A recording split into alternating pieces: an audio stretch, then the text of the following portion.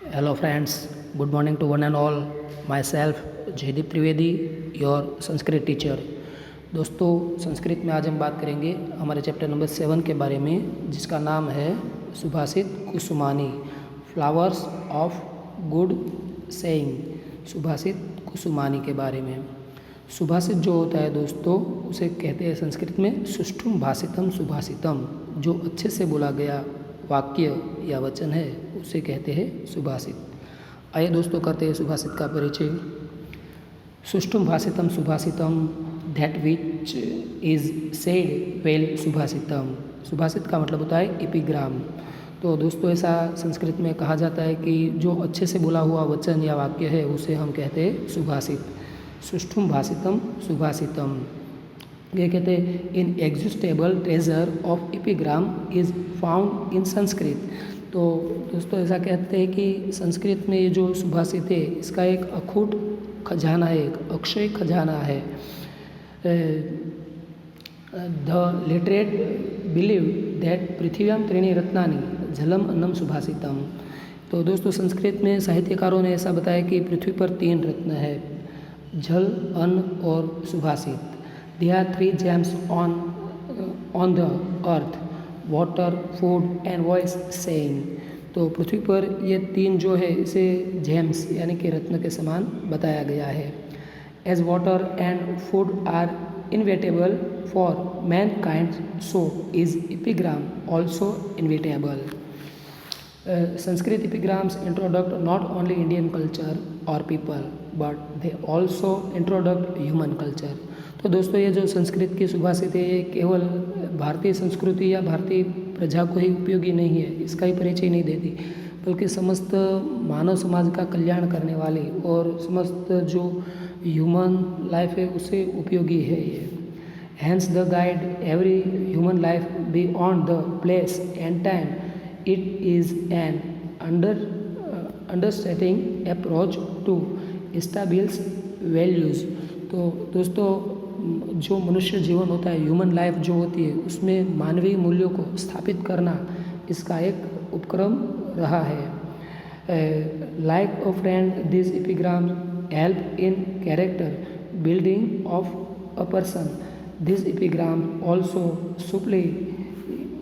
superly beautiful illustration of fact that how can a man experience happiness and joy by following broadcasting things which are the worthy to grasp in life। It is a special feature of epigrams to convey contain ocean of the wisdom in a small vessel। तो दोस्तों, ये जो small सुभाषित होते हैं उसे गागर में सागर के समान भी माना जाता है। सुभाषित का जो एक महत्व है वह यह है कि ये छोटी बात बोलता है, जो बड़ी बड़ी बात होती है उसे संक्षेप में करके शॉर्ट करके ये हमें बताता है। कि प्रस्तुत ये जो चैप्टर है इसमें कुल मिलाकर 7 सुभाषित हमें दी गई है। 7 epigrams are presented here which beautiful describe the value. तो यहाँ जो 7 सुभाषितों का हमें संग्रह किया गया इसके बारे में बात करें तो इसमें कहा गया कि describe the value of good people, कि गुड पीपल यानी कि जो सज्जन होता है उसकी सज्जनता के बारे में यह बात बताई गई है। वर्ड्स यूजफुलनेस ऑफ ट्रीज, जो ट्रीज होता है वृक्ष, उसकी जो उपयोगिता है होती है उसके बारे में यह बात बताई गई है। एक्जिस्टेशन ऑफ वर्च्यूज विथ एफर्ट्स, कि मनुष्य ने जो अपने प्रयत्न से जो वर्च्यूज यानी कि गुणों की प्राप्ति की है उसके बारे में यह बताया गया है। इसके अलावा loss act by a stable mind person, कि जिसका माइंड है वह अनस्टेबल है, जो विचलित माइंड वाला इंसान है उसके बारे में बात बताई गई है। इसके अलावा means of examining man worth following virtues. इसके अलावा मनुष्य जो होता है तो उसकी हम परीक्षा लें तो किस प्रकार से हम उसकी परीक्षा ले सकते हैं, उसकी एग्जामिनेशन हम कैसे ले सकते हैं, किस तरह से हम मनुष्य के गुणों की परख कर सकते हैं, इसके बारे में बात बताई गई है। Of great person and nature of resolute person, तो जो अच्छे धैर्यवान व्यक्ति होते हैं उसका जो स्वभाव होता है उसका वर्णन भी यहाँ साथ में किया गया है। Man here with a view to import moral values, good qualities and like skills in students who are citizens of tomorrow. These subhasitas are presented here. तो आइए दोस्तों हम बात करते हैं अब ऐसे ही सुभाषित के बारे में। पहले सुभाषित दोस्तों इस प्रकार है, सद्भि लीलिया प्रोक्तम शिलालिखितम अक्षरम असद्भिः शपथेन अपि जले लिखितम अक्षरम। तो दोस्तों यहाँ कहा गया कि सद्भिस्तु, यहाँ इसका संधि विग्रह करके हम लेंगे सद्भिः प्लस तु। सद का मतलब होता है सज्जन, जो गुड पीपल है वह उसे कहते हैं हम सज्जन। तो सज्जन जो इंसान होता है, जो गुड पीपल होते हैं, वह लीलिया यानी कि आसानी से या खेल खेल में भी किसी से कुछ बोल देते तो उसका बुला हुआ जो वचन होता है वह पत्थर की लकीर के समान होता है। ऐसा यहाँ पहली लाइन में हमें बताया गया है कि सद्भि लीलिया प्रोक्तम शिलालिखितम अक्षरम। तो और दूसरी जो लाइन है इसमें इसका ऑपोजिट दिया गया असद्भि यानी कि दुर्जन, जो विकेड पीपल है वो यदि किसी की कसम खा के भी हमें कुछ बोले तो उसका जो बोला हुआ वचन है वह कभी विश्वसनीय नहीं होता, उस पर कभी हमें यकीन करना नहीं चाहिए, क्योंकि वो कैसा होता है, तो कहते हैं कि जले लिखितम अक्षरम। जैसा कि आप सब जानते हैं कि जो जल होता है, जो पानी होता है, उस पर हम यदि कुछ लिखने का प्रयास करें तो वह सिर्फ हमारा भ्रम होता है, वो हमारा समय और शक्ति की बर्बादी होती है। हम कभी जल पर अक्षर नहीं लिख सकते। वैसे ही जो विकेड पीपल है, जो दुर्जन है, हम कभी भी उसकी बातों पर भरोसा नहीं कर सकते। ठीक है दोस्तों। और हमारे साहित्य में भी कहा गया है कि रघुकुल रीत सदा चली आई, प्राण जाए पर वचन न जाए। तो यहाँ जो पहली लाइन में सद यानी कि सज्जन इंसान के बारे में बताया गया है, तो उसका जो मूल्य होता है वह ऐसा होता है कि रघुकुल रीत सदा चली आई, प्राण जाए पर वचन न जाए।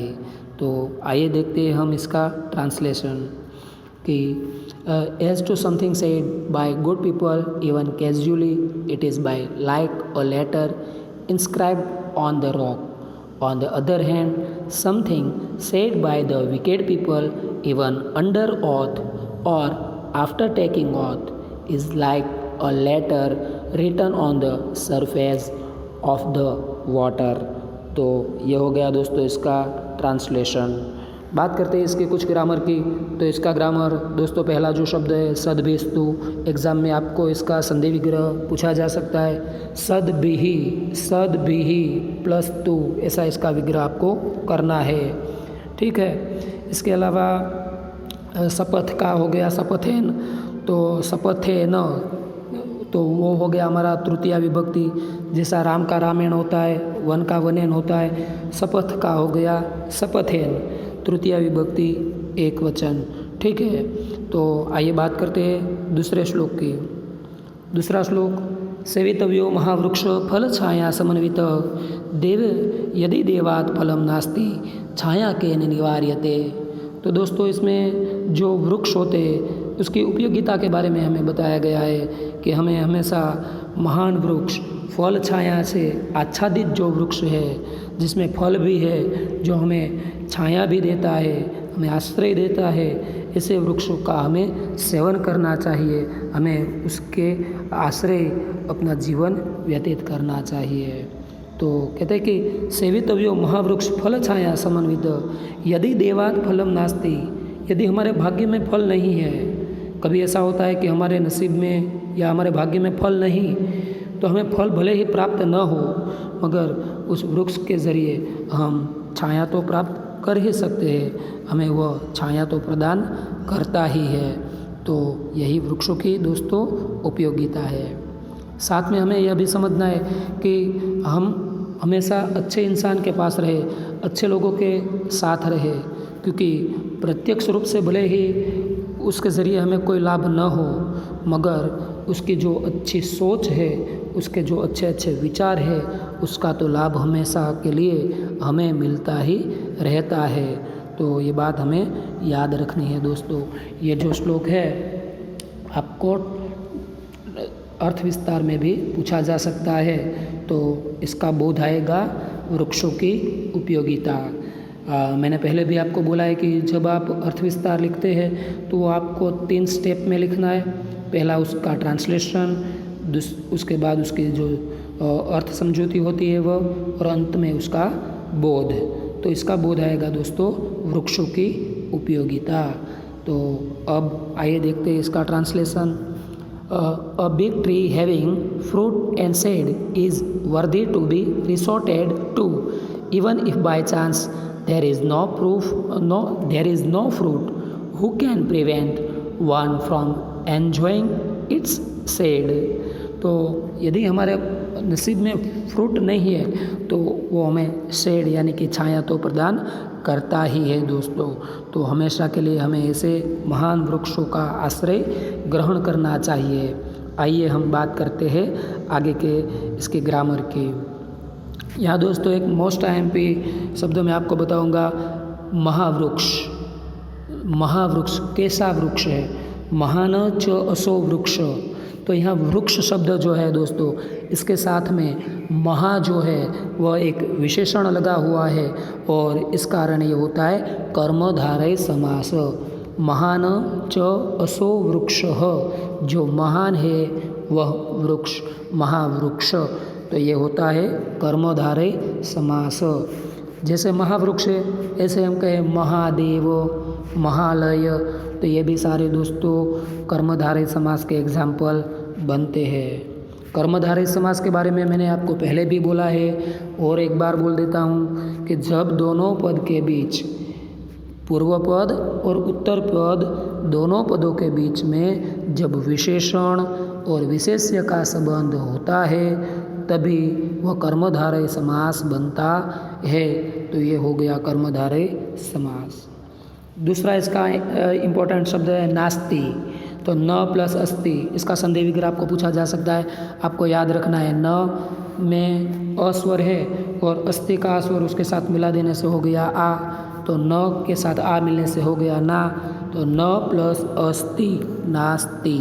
तो ये हो गया कर्मधारय समास, और ये हो गई स्वर संधि। ठीक है, तो ये हो गया इसका दूसरा श्लोक। आइए बात करते हैं तीसरे श्लोक की। ये इसका दूसरा का ट्रांसलेशन। तीसरा श्लोक, आरोप्यते शिलाशैले महता यत्नेन यथा निपात्यते क्षणेन अध तथा गुण आत्मदोषियों हो। यहाँ दोस्तों मनुष्य के जो गुण होते हैं वर्च्यूज, और उसके जो दोष होते हैं, इसके बारे में बात बताई गई है।